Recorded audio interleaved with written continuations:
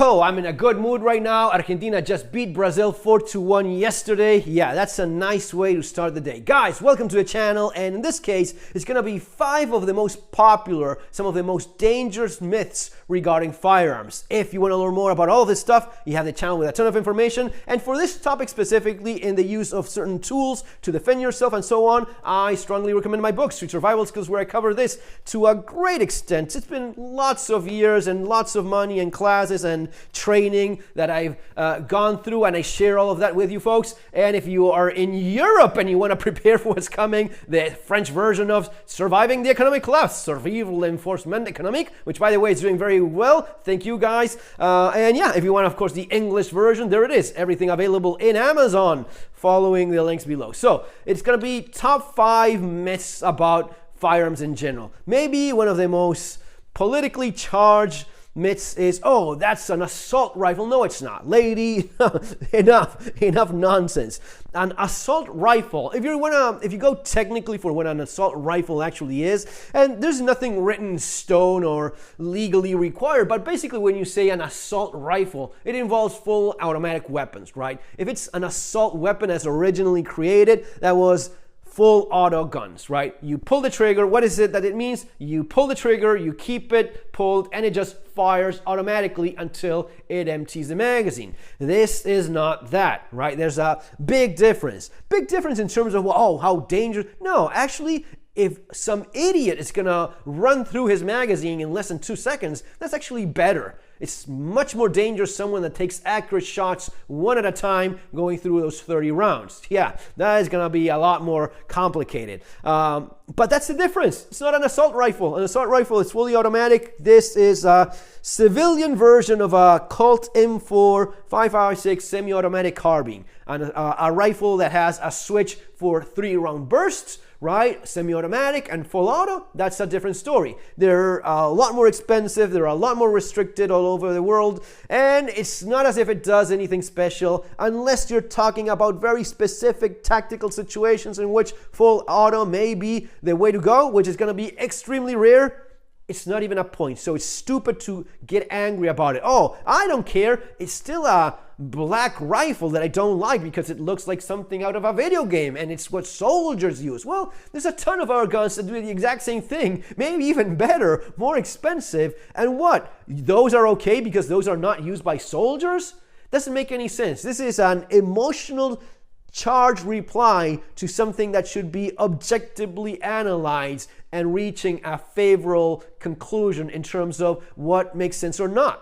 Getting angry because something looks like something you don't like, that's not the way to go. That's not reasonable and enough. But no, not an assault rifle. And then when I do videos, I understand that you're watching this from different parts of the world. If you're in a country where you're legally not allowed to have full auto guns, don't have full auto guns. Oh, but it's super expensive. Well, it is still legally possible. You could have it if you wanted. It's just expensive. That's not something that I can do much about. I do videos for everyone watching this, so I explain. Follow your own laws and regulations. Get whatever works for you, given what's available in the market and what's financially possible. Oh, but I live in UK. I cannot have any of that. I can only have a 24-inch barrel semi-automatic shotgun. Okay, go and get the 24-inch semi-automatic or pump-action shotgun. That's not a bad gun. I mean, I would be happy with that. I wouldn't feel unarmed with that, right? Would I rather have a Glock and a carbine, an AK, an AR? Sure, yes.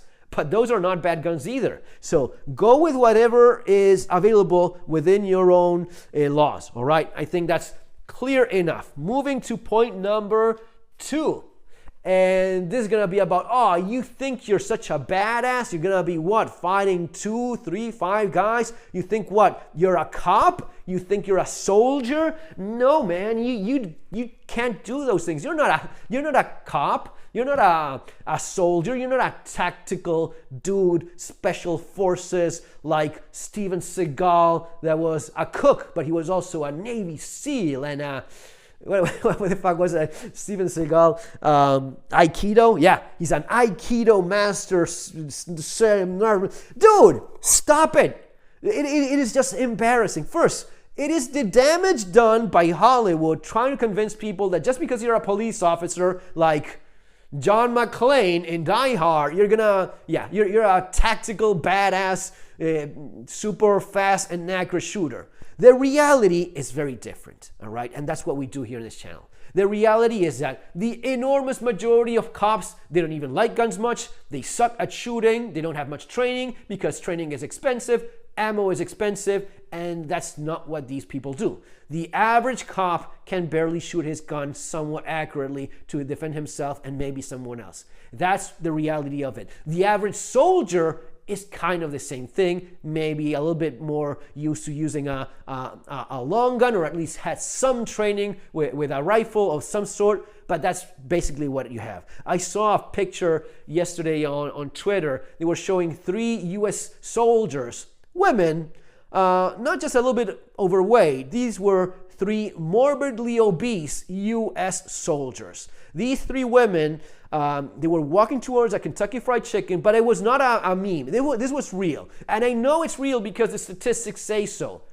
I don't know the exact number, but it was like 20% morbidly obese, those in service right now. Dude, that's the reality. It's not Steven Seagal. And even Steven Seagal was bullshit because Aikido is bullshit. And the guy is so deranged that he thinks he's going to teach Alex fucking Pereira how to punch. That's how crazy and idiotic people can get sometimes. Then people watching and believe it. Oh, Steven Seagal would beat your ass, man. He's a super Aikido master. This guy would, you know what? He's a super special operation dude. You know the guys that actually shoot fast and accurate, you know what they do? They train. And you know who trains a lot and is super? The people that do this all the time. If you compete in active, in practical shooting sports, pretty much of any kind. If you compete at any somewhat serious level on practical shooting, you're gonna be faster and more accurate than most guys in the military. Yes, even some of the tactical dudes in police and military. Why? Because that's what you do. You're specializing only on being fast and accurate with these things. There's gonna be differences, yes, and I explain quite a bit of those in my books, right? Those differences matter, but you're still going to be very fast and accurate. You're going to be faster and accurate than the enormous majority of those guys. It's going to be expensive. It's going to take a lot of time. Training is not cheap. Ammo is not cheap. The time needed to do all of these things. But this is the exact same thing as the Navy SEAL guy that thought he could actually beat fucking Sean Strickland in a fight, in a hand-to-hand fight. You're an idiot.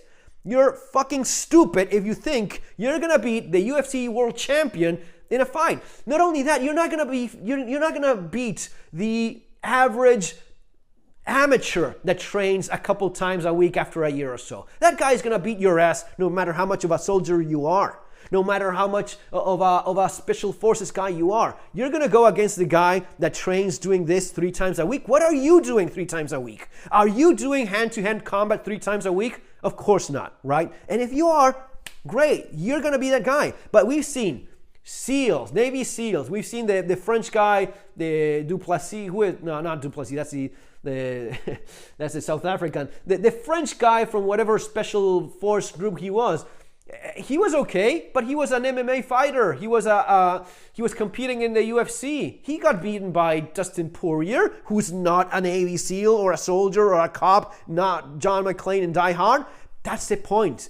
It is fantasy to believe that, oh, you know what, if you are somewhat skilled and you practice and you train and you had some instruction on how to use a gun for self-defense and you practice and compete a little bit here and there, well, yes, you will be able to shoot 2-3 guys in less than 2 seconds, because that's not going to be something out of the ordinary for you. And when someone like that comes after someone that does that, yeah, those 3 guys are fucked. There's videos of these things happening. They have happened before. They will happen again. They're not the most common thing in the world. But yeah, you can be that guy. You don't have to be someone out of a movie. If you want to be that, you can.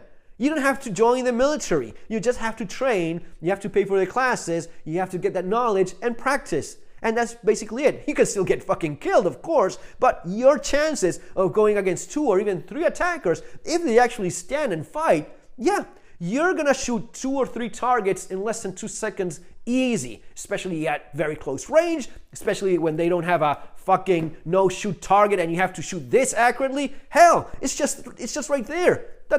You just put a couple rounds on each and you keep on going. right? It's going to be just part of a stage that you're used to doing, right? These are things that people that don't do them don't know, but I think you should. We were going on number 2. Let's go to number 3. Oh, but my uncle, he's a hunter and he lives in the sticks. This is something you hear all the time. The idea that just because you go hunting every once in a while and just because of where you live, oh, he's a farmer. You know, a farmer, he will have his shotgun. It has nothing to do with it. We're talking about gunfighting, fighting being the key word. If you're not used to fighting, if you're not training that, then there's no point. Again, when we talk about this in terms of practical shooting as a sport, that's a sport that was originally created for fighting. Because you cannot actually train shooting at one another with real ammo. This is the best thing we have. This is not unlike the idea of the MMA guy beating your ass every single time you try. Oh, but he's not training to fight on the streets. I'll fight dirty. No, you won't, you moron. You'll get your ass kicked every single time, because him fighting in a gym, in a cage, and following basic rules so as to be able to do that without losing an eye or getting killed every single time does not mean that you not following those rules, you'll actually beat him. You will not. You will just get your ass kicked, and that's the end of the story. This happens every single day in every gym where these things are actually happening. All right, let's move on to the next one. Number 4. This is something that I guess most of you know, which is the idea that, oh, the revolver is much tougher than the pistol, because it's what they use in the far west, so it's more rugged. And I guess that sometimes when you read in magazines, like in the old days of guns and ammo, they talk about, oh, the Ruger revolver is super tough, or this one or that one. These are very strong revolvers. And people get confused and thinking, oh yeah, a revolver is going to be more durable and tougher than a pistol. No, it's not. It's not tougher. It's not more durable. It's not more resistant to abuse and neglect and stuff like that. It's rather the opposite. It's completely the other way around. Even though you associate these things with the far west, the wild west, and the olden times, the mechanical complexity of every single revolver, all of these parts which you don't even see, but the hand, everything that moves the gun in terms of the mechanism, all of this that allows it to fire in single action, double action, and whatnot, happening here, it's basically like clockwork on the inside.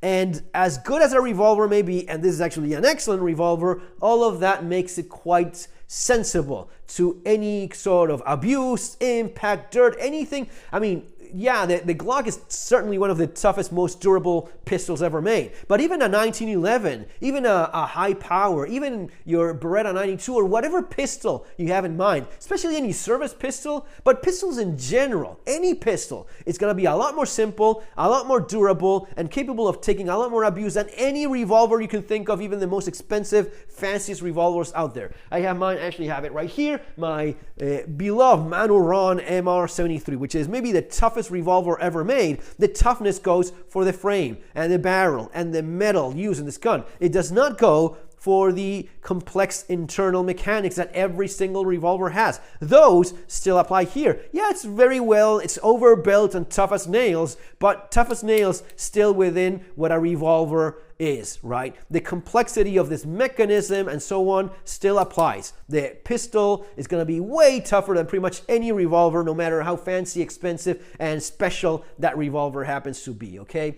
Number 5, last one, the idea that, oh, it's just a 9mm. That's a European pea shooter. Well, I guess we've gone past that point now that everyone uses 9mm, but it's not just 9mm. People think that 22 is a joke. 22 long rifle, and I'll admit, I did not know how close it was until I read more about this, and I saw that study, that research done by Fitzgerald. Anyway, the one I did a video on, 1,800 cases, over 20 years of researching, and finally you realize that there's basically almost no difference between 22, 9mm, 40, 45, 357 Magnum, 44, whatever handgun you're using, it's all about where you shoot. If you place your shots somewhat in the center of the target, right, in this size, right, of a group, you group this well in the center of your target, that's going to be effective. You group this well in the center of the face of whoever is attacking you, yeah, that's going to put him down. Then 9mm, 45, hollow point, this or that, yeah, you're talking about a very little margin. Someone was asking me, oh, but I cannot have hollow points here because of the legislation. Okay, just shoot full metal jacket. Oh, but in 9mm, it will just go through. Yeah, it will put a hole into a human being. What the fuck do you think is gonna happen? He's gonna bleed out.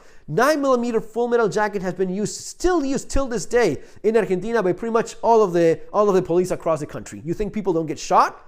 I mean, I know some people that have shot more people than you could possibly imagine. Right? It's kind of freaked out and fucked up the way that goes down. But yeah, it just kills people. You may have to shoot it maybe another time. Maybe you have a little bit less margin in terms of a few millimeters here or there, but it's still a bullet. Even at 22, if you put it in the right place, will do a much better job than you probably give it credit for. So be smart about these things.